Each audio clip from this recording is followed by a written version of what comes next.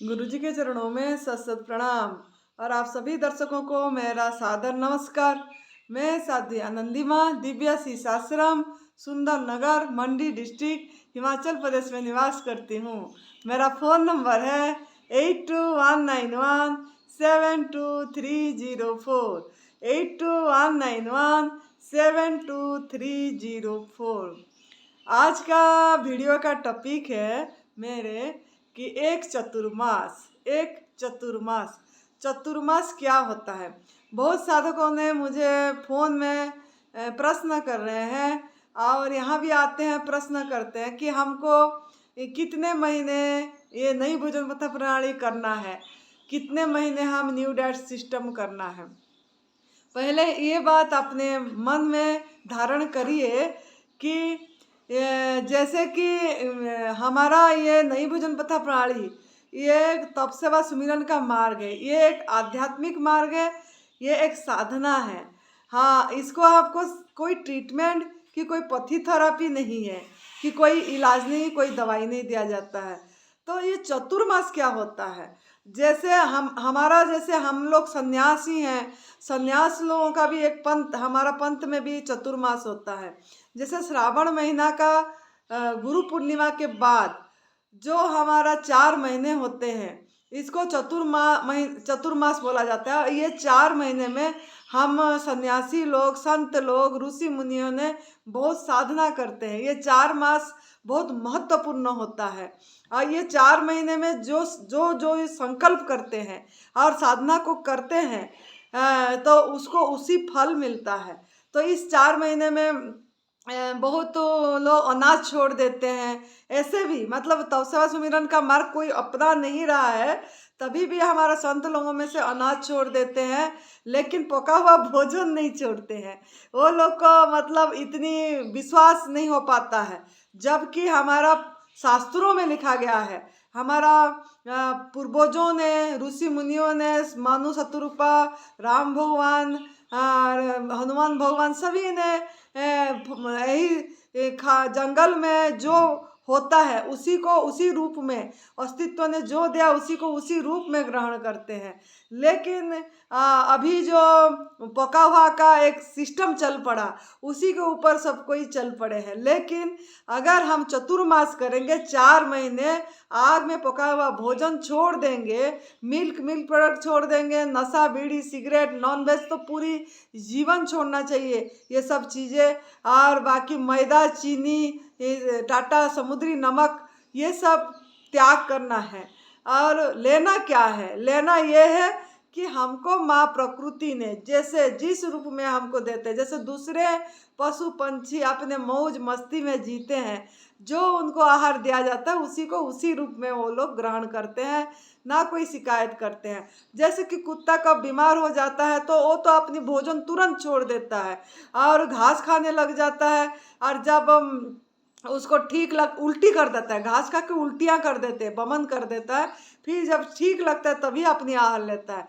तो ऐसे ही हम तो सभी को गुरु मानना चाहिए, प्रकृति को गुरु मानना चाहिए, सीखना चाहिए उनसे कि ये लोग उनके साथ जीना चाहिए। मतलब अपने को तादात्म्य हमारा शरीर से हम ज़्यादा करते हैं, हमारा शरीर से ना करके ये प्रकृति को अपना देखना है, दृष्टि साधना है एक। मतलब इसी को जितना दृष्टि देंगे, पेड़ पौधे, सूरज चंद्र तारे और जैसे पंछी पशु, जितना जीव, चिंटियों को भी देखना, कितना एक एक लाइन एक के बाद एक कैसे चलते हैं और कैसे उन्होंने अपने आहार बारिश के दिन के लिए कैसा संग्रह करके अपने रख के उन्होंने अपनी आहार लेते हैं, लेकिन कभी दूसरे का आहार नहीं छीने, अपनी आहार लिए। ऐसे आप भी अगर आपका मतलब चाहते हैं आपका शरीर सुस्वस्थ रहे, निरोगी काया अगर आप चाहते हैं, अगर आप चाहते हैं कि हर समय आपका एक मन भी निरोगी रहे, तन भी निरोगी रहे,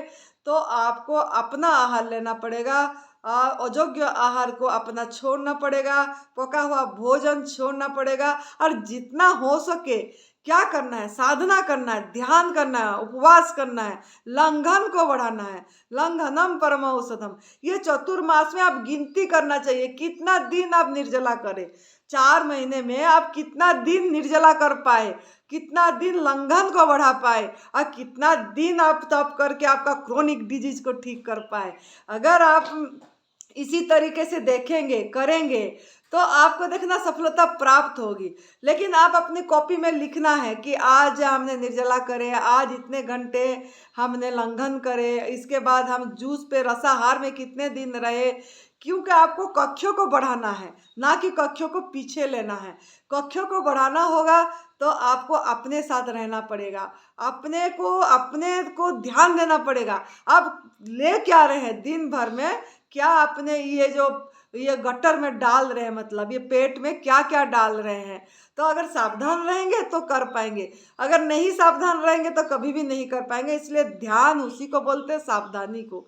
तो सावधान रहिए और अपना ऊपर नजर रखिए, ये चतुर्मास को पूरा करिए, क्योंकि इस 4 महीने में आप जो संकल्प करेंगे वही प्राप्त होगा। शिव भगवान ने बहुत ध्यान में रहते हैं, 4 महीने पूरी तरह ध्यान में रहते हैं। तो उन्हीं का पूजा कीजिए, शिव जी का। शिव भगवान को क्यों मतलब दूध चढ़ाया जाता है, क्यों जल चढ़ाया जाता है, ये सब का सभी चीज का एक एक कारण है। लेकिन हम उसी कारण को नहीं समझ के ऐसे ही डालते रहते हैं।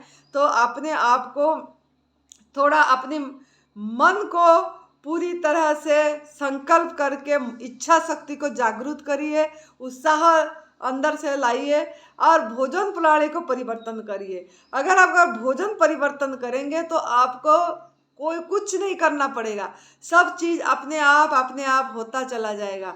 लेकिन शर्त ये है कि आपको आग में पकाया हुआ भोजन छोड़ना पड़ेगा, लंघन को बढ़ाना पड़ेगा। तो आप जितना जितना इसी में जाएंगे, और विश्वास, एक विश्वास होता है, जैसे हमने इसी तरीके से करे कि हमने विश्वास रखे। हमने ना अभी शिविर अटेंड करे हैं, ना चौहान गुरु जी का दर्शन करे हैं, ना हमने खाली वीडियो सुने हैं।